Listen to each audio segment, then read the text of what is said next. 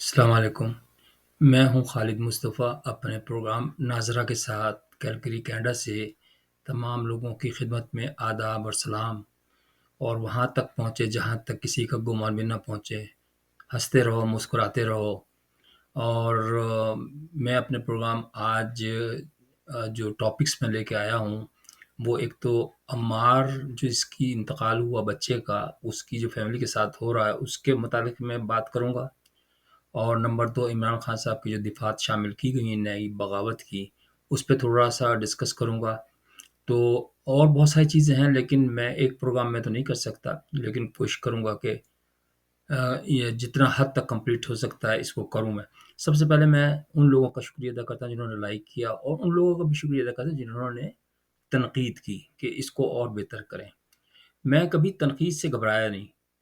میں تھوڑا سا نئے بچوں کو، نئی نسل کو یہ ایک لیسن ہے بہت بڑا، کہ جو لوگ تنقید سے گھبرا جاتے ہیں وہ عام طور سے فیل ہو جاتے ہیں۔ میں سب کے نہیں میں کہہ رہا ہوں، میں اپنی کہانی بتاتا ہوں کہ میں، جو میرے جاننے والے ہیں یا میرے دوست ہیں جانتے ہیں کہ میں اسٹارٹ کے اندر، ہر بچہ ہوتا ہے تھوڑا سا کمزور پڑھائی کے اندر، حالانکہ میں بہت انٹیلیجنٹ تھا، اللہ کا شکر ہے۔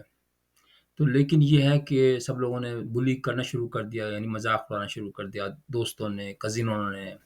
مجھے برا لگتا تھا، میں روتا ہوا آتا تھا۔ میری والدہ محترمہ مرحوم، انہوں نے میرا بڑا ساتھ دیا، اللہ ان کو جنت نصیب کرے۔ انہوں نے صرف یہ بات سمجھائی کہ بیٹا تنقید سے نہیں ڈرتے، کسی کو کرنے دو ریکارڈ، جب تم انجینئر بن جاؤ گے تو پھر وہ خود بخود ہی سب چپ ہو جائیں گے۔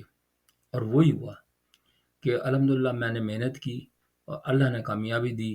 تو جب میں انجینئر بنا تو اتنی مٹھائیاں آئی تھیں، میں ان کا بھی شکر گزار ہوں، ان دوستوں کا اور اپنے محلے والوں کا اور اپنے رشتہ داروں کا، جنہوں نے پورا گھر مٹھائی سے بھر دیا تھا۔ الحمدللہ میری والدہ محترمہ نے منت مانگی تھی کہ میں جب خالد انجینئر بنے گا تو میں ایک سونے کا چراغ تحت دربار پہ چڑھاؤں گی، اور وہ گہیں چڑھا کے آئیں۔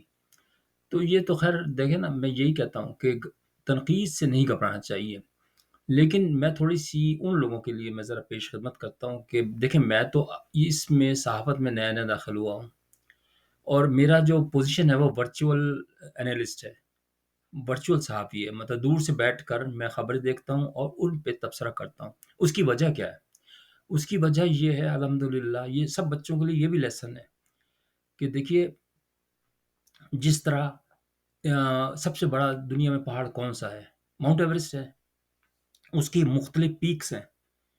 میں ہمیشہ زندگی میں یہ سمجھتا رہا کہ سب سے بڑی پیک جو ہے نا، میں نے سر کرنی ہے، لیکن میں جیسے زندگی گزرتی گئی تو میں چھوٹی چھوٹی پیکس پہ چڑھتا چلا گیا۔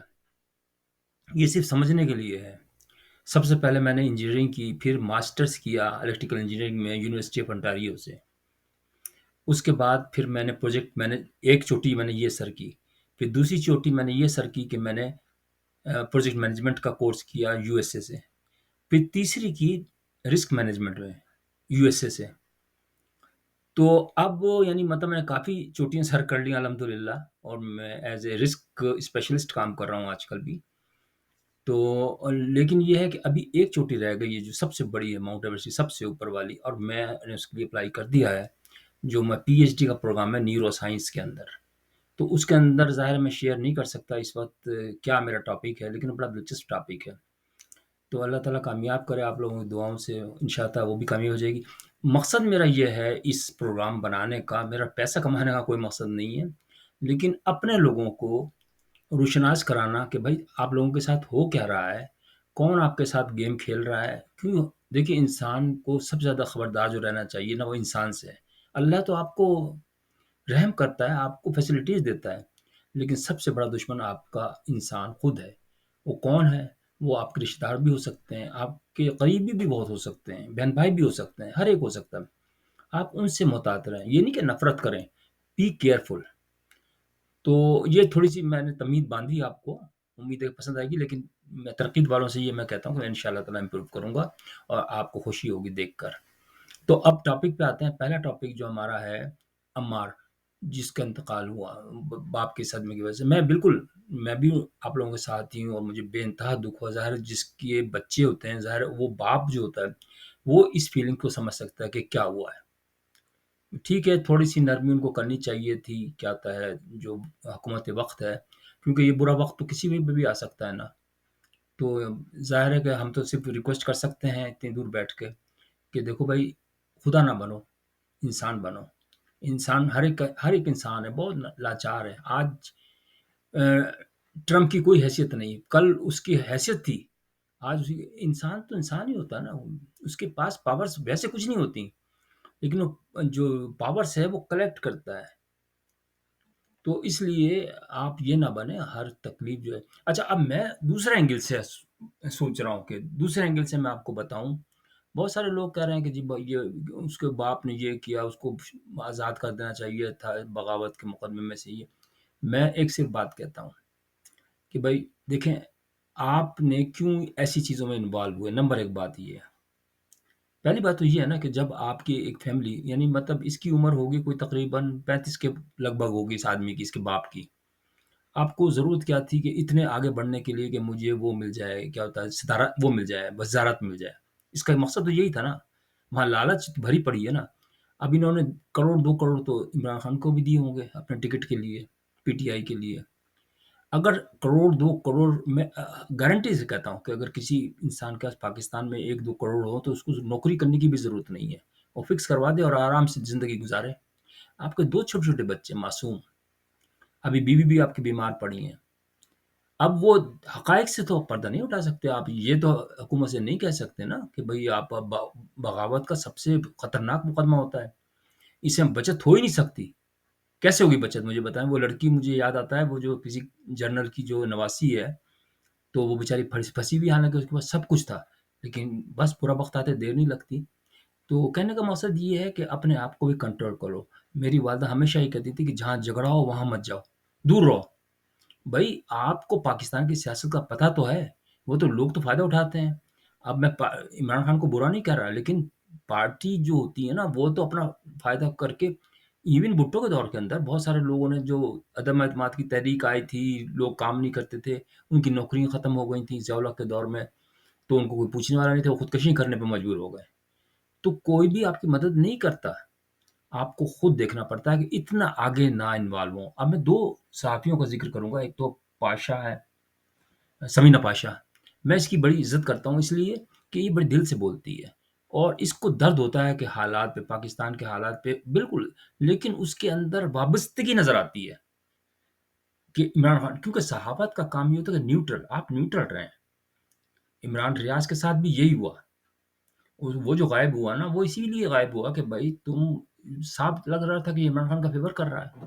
صحافت کا یہ تو مطلب نہیں ہے نا کہ آپ کسی کا فیور کریں، پھر آپ اس صحافت کو چھوڑ دیں اور اس پارٹی کو جوائن کریں. تو پھر انجام دیکھ لیں آپ. اب حکومت نہیں چھوڑ سکتی ایسے لوگوں کو. جب آپ نے اپنے پیر خود ہاتھ پاؤں کٹوا دیے نا، تو آپ ابھی سمینہ پاشا کی، مجھے تو خود جس طرح کا آج اس نے پروگرام دیا، اللہ رحم ہی کرے اس کے ساتھ.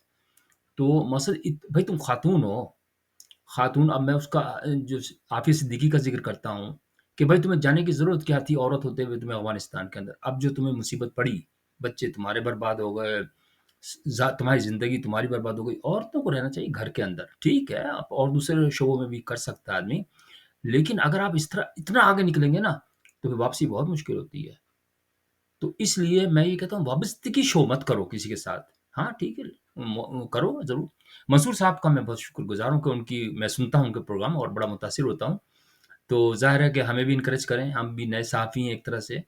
تو آپ کے بڑے بھائی ہیں، یوں سمجھ لیجئے. تو کیونکہ میں اصل میں اس صحافت میں اس لیے آیا کہ اس میں بھی اپنا سکہ دکھاؤں، بتاؤں. لیکن میں صحافت خبریں سنانے کے لیے نہیں کر رہا، اینالسٹ کے طور پہ کام کر رہا ہوں میں.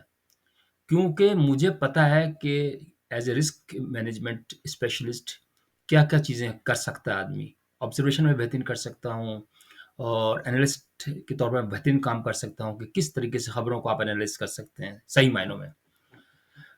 تو امید ہے کہ اللہ تعالیٰ کامیاب کرے گا. جو بھی دیکھ رہے ہیں وہ دیکھتے رہیں پروگرام، اور لائک بھی کرتے رہیں.